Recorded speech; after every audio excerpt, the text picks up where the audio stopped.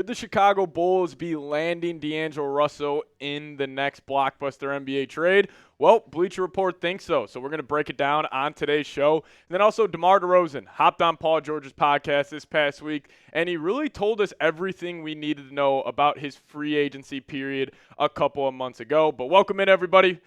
Thank you so much for joining today's show. But before we dive into that, can you guys help us reach 10,000 subscribers here on the channel? We just need 251 more of you guys to hit that sub button and join our Bulls Report family here. So if we're new to you guys here on YouTube, hit that subscribe button and lock us in. But Eric Pincus wrote up an article for Bleacher Report, one of their NBA insiders, talking about a dream trade target for every single NBA team. And he actually had the Bulls' dream trade target being D'Angelo Russell, saying this: the Bulls want to get out of the $138 million owed to LaVine over the next 3 seasons. Unfortunately, injuries have diminished his value. If Chicago can trade for D'Angelo Russell from the Los Angeles Lakers, that would likely mean LaVine is off to L.A. The Bulls don't really need a point guard like Russell, but his expiring contract would be welcome. Now, obviously, I would not be thrilled about the Bulls landing D'Angelo Russell in a trade, but you could reroute him to a different team once this goes through. But any trade that involves the Bulls moving off Zach LaVine's contract, even if it means taking on D'Angelo Russell's contract, is a win for me. That is the number one priority for this offseason. Move off Zach LaVine and that terrible contract, because that will set yourself up for, hopefully some winning basketball here in the future. But this was a trade idea that I think this is the only trade that could go down between the Bulls and the Lakers, just, down to the finances part of it. It would have to be Rui, D'Angelo Russell, and Jared Vanderbilt. That is the only 3 players on the Lakers roster that will match Zach LaVine's contract. And I also do believe that for the Bulls to move off LaVine's deal, you are going to have to attach some sort of first-round pick. So I included the Portland Trailblazers pick that is lottery protected for the next 3 seasons. Then it does convey to a second-round pick, so it's kind of a fake first-round pick. But you can just throw it on there as icing on the cake to help move off LaVine. And from the Lakers side of things, you would honestly create a very well-constructed big 3. And I don't think, honestly, enough NBA media members and NBA analysts are talking about this more. Anthony Davis, LeBron, and Zach LaVine. They all do different parts of the game of basketball very, very well. Zach LaVine, that 3-level scorer, he can put pressure on the rim, and he can score from over the top of the defense. That's his game. Then LeBron James, the big point forward. He can really do it all on the basketball court, and we've even seen his 3-point numbers really skyrocket over the last 3 seasons. Then you pair that up with Anthony Davis, one of the best defenders in the NBA. This big 3, they complement each other well. And if I'm the Lakers and Rob Pelinka, I am calling Chicago trying to get LaVine to LA. But more reason why the Lakers say yes here. You also have the Clutch Sports connection. I mean, Rich Paul and Zach LaVine in a post-game interview this time, or not this time last year, but during the regular season when LaVine was out, he was doing an interview and he had a damn Los Angeles hat on, pretty much hinting at the fact that he wants to be in Los Angeles. Rich Paul has came out and pretty much said that he wants to do whatever he can to get his client out of Chicago. And I am sure Rich Paul would love him to team up with LeBron in Los Angeles. And, the Lakers are fighting an uphill battle in the Western Conference. It is absolutely loaded. You got the top dogs, Denver Nuggets, Minnesota Timberwolves, Oklahoma City Thunder. They're going to be an absolute wagon. The Lakers just don't have enough talent on their team. They don't have enough scores next to LeBron and Anthony Davis. LaVine is that. And also, you got to think about this. It's now or never for LeBron winning another championship in LA. Like, I can't see him playing, and again, this could be a freezing cold take because LeBron has, been the only player in any sport to beat Father Time. But I'm assuming LeBron's got either 1 or 2 more years of playing top 15, top 10 player in the world caliber basketball. So why not take advantage? I always feel like these NBA front offices and front offices all around sports, they always think their championship window is a lot bigger than it actually is.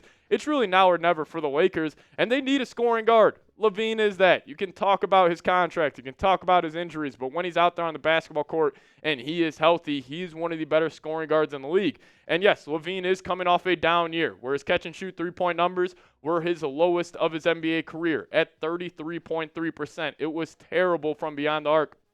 last year for LaVine, but his pull-up mid-range percentage is actually pretty solid compared to the rest of his career.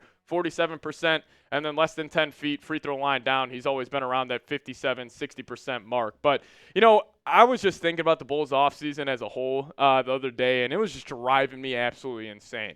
The fact that I have probably done over 100 videos here on the channel talking about trading LaVine, trading Nikola Vucevic. All these NBA insiders have put out countless articles about the Bulls moving off these two players. They are still on the roster. It is baffling to me that this is still the situation. And the one thing that I am very worried about when it comes to Bulls fans, apathy is going to start to set in, where fans are just going to start naturally checking out. The Bulls have just been fighting this middle ground, fighting the purgatory of the NBA over the last couple of seasons. I mean, you really think about it, they were the 9th seed in the Eastern Conference last 2 years. That is literally the worst position to be in all sports. You're not bad enough to get a top 5 pick, and you're not good enough to contend for NBA championships. So I'm going to ask you guys this question. LaVine's got 3 more years on his deal. Will the Bulls ever trade Zach LaVine? I'm talking about, will you ever get that notification on your phone, breaking, Woj bomb, LaVine's off to Los Angeles? Will we ever get that on our phones? You guys let me know. Give me a Y for yes or give me an N for no. Before we dive into the latest around DeMar DeRozan, I do want to give a massive shout out to today's presenting sponsor, and that is Game Time. If you guys use the promo code ChatSports, we'll hook you guys up with $20 off your first purchase at ChatSports for $20 off your first purchase.